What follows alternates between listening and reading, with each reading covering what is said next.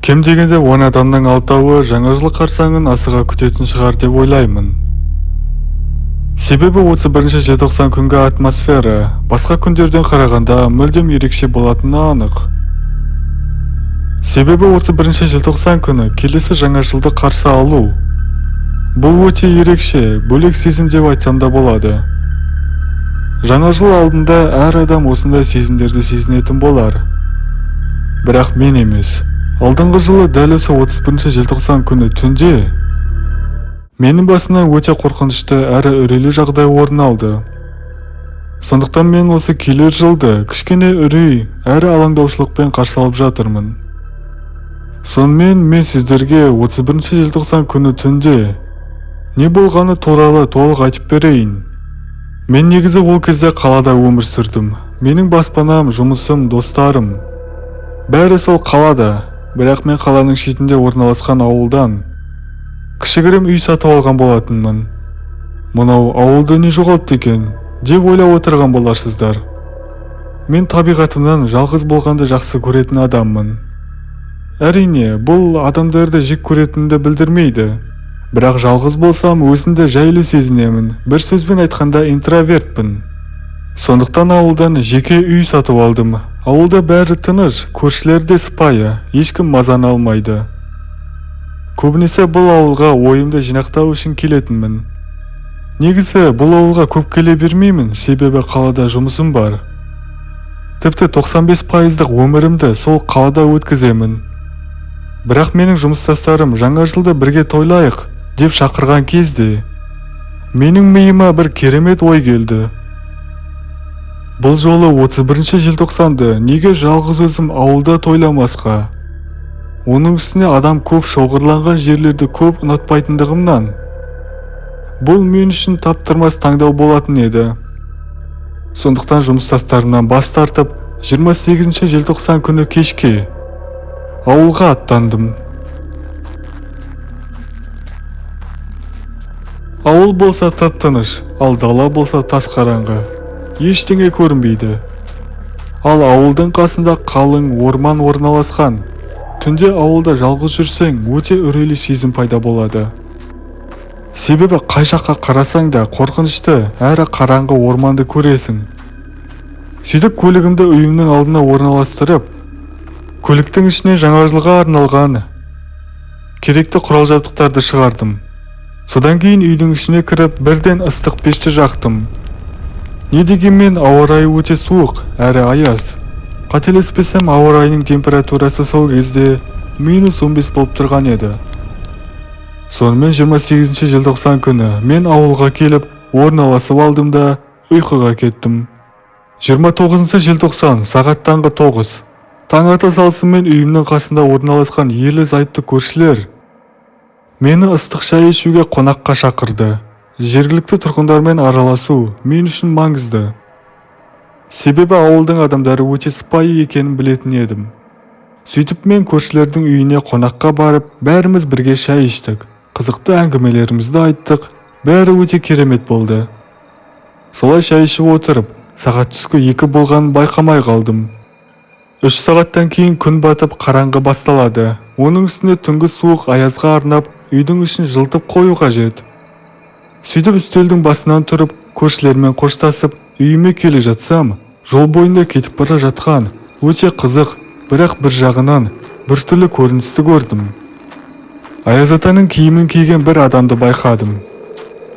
Ауылда бұрын соңды осылай жүрген адамды байқамаған едім. Бұл мені қатты қызықтырды.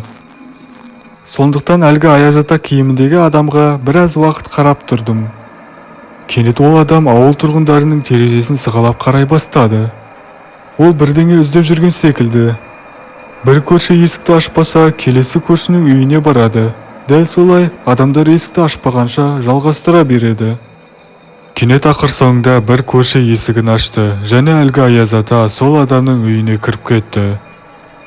Және бұл көрініс өзімді біртүрлі сезінуге себеп тауып берді. Ол неліктен әр көршінің үйін тексеріп қарады. Менде сұрақтар өте көп, бірақ жауабын таба алмадым. Бірақ әрине кейіннен білдім ол не үшін осылай әрекет еткенін. Сөйтіп сол кезде мен аса қатты мән берместен үйіме кіріп кеттім. 30 желтоқсан сағат кешкі 4. Мен үйімді 31 желтоқсанға арнап безендіріп жатсам, кенет терезеден кешегі Аяз ата киіміндегі адамды тағы да көрдім. Бұл жолы ол орманның қасында, нақтырақ айтсам, бір үлкен талдың астын күрекпен қазып жатыр. Бір қарасаң, ол жаңа жылға арнап ағаш шыршаларды алып жатырған секілді көрініп қалады. Бірақ жоқ, ол нақты түрде жерді тереңірек қазып жатыр. Мына қақаған қыс мезгілінде ол не үшін жердің астын қазып жатыр? Тағы да бірнеше сұрақтар пайда болды. Әрине, мен осы біртүрлі адамнан қатты күдіктендім. Және одан барынша аулақ болайын деп шештім. Мен тіпті оның түрін дұрыс көре алмадым, себебі ұзын-ұзын сақалы болғандықтан көрінбейді. 31 желтоқсан сағат кешкі 5-тердің шамасы, күн болса батып қалды. Және дәл осы күнгі жаңа жыл мейрамын мүлдем тойламаймын деп өзіме сөз берген күн болған еді. Қысқасы әңгіменің ашығына келсем, мен сол кезде үйдің бәрін безендіріп қойдым. Енді кешке арнап дәмді тағамдарды дайындауға асханаға кірдім. Бірақ терезеден тағы да сол бір Аяз ата киіміндегі адамды көрдім. Және ол ауыл тұрғындарының үйінің сыртын торуылдап жүр. Терезелерін бақылап дегендей, және бұл жолы оның қолында қып-қызыл балта бар. Және ең үрейлісі, оның киімі қып-қызыл қандарға боялған. Бұл өте қорқынышты көрінеді. Ол нағыз қаншер. Мен одан бекер күдіктенбеген екенмін. Бір кезде ол есіктерді қағып жүріп, бір көрші оған есікті ашты. Қаншер Аяз ата бірден көршіге шабуыл жасап, үйдің ішіне кіріп кетті. Мен тек балтамен шабуыл жасағанын көрдім. Ары қарай сол жердегі қанды қылмыс үйдің ішінде өрбей бастады. Мен оны көре алмадым. Мен сол кезде не істерімді білмедім. Негізі бірден тәртіп сақшыларын шақыруым керек еді. Бірақ мен қатты үрейленгенімнен не істерімді білмей қалған секілдімін. Бірақ мен сол кезде әлгі көршінің үйін терезеден бақылаумен болдым. Бірақ әлгі Аяз ата үй ішінен шықпады. Көзімді жұмбастан 3 сағат бойы бақылап отырдым. Бірақ Аяз ата жоқ, және менің көзімнен оның ғайып болғаны мені одан сайын қорқытты. Ол маған қай уақытта болмасын келуі мүмкін. Дала болса тас қараңғы, ал ауыл ішінде қаншер Аяз атаның киімінде жүріп, ауыл тұрғындарын жаппай қырып жойып жатыр. Жақсы, менің бір орында отыра бергенім жарамас. Өзімді қорғау үшін нақты әрекеттерді жасауым қажет. Деп мен сол кезде әлгі Аяз атаның келуін күтетін болдым. Қаншердің өзіне шабуыл жасаймын. Сөйтіп үйімнің жарықтарының бәрін өшіріп, тас қараңғы болған үй ішінде ол сұмырайдың келуін күттім. Сөйтіп арада 4 сағат өтті. Сағат түнгі 12. Дала тас қараңғы, және кенеттен менің үйімнің есігінің алдына келген біреудің аяқпен жүрген дыбысын естідім. Ол дәл есіктің қасына келді. Содан кейін ол терезеге жақындап, үйдің ішін сығалап қарады. Оның түрін осы кезде мен алғаш рет көрдім. Бетінде жағылған қып-қызыл қандары бар, бірақ ол үйдің ішіне кірмеді. Терезеден үйдің ішін 30 минуттай қарап тұрды, бірақ неге екені белгісіз. Артқа шегініп кетіп қалды. Осы кезде тағы бір сұрақ пайда болды. Ол неліктен үйдің ішіне кірмеді? Бірақ дәл осы жолы мен бұл сұраққа жауап таба алмадым. Әлі күнге дейін ойланамын, егерде ол үйдің ішіне кіріп мені тауып алатын болса, мен сол жерде оның құрбаны болатын едім. Бірақ қуанышқа орай ол үйдің ішіне кіре алмады. Сөйтіп мен қараңғы үйдің ішінде түнгі 12-ден таңғы 7-ге дейін күтіп отырдым. Бірақ әлгі Аяз ата келе қоймады.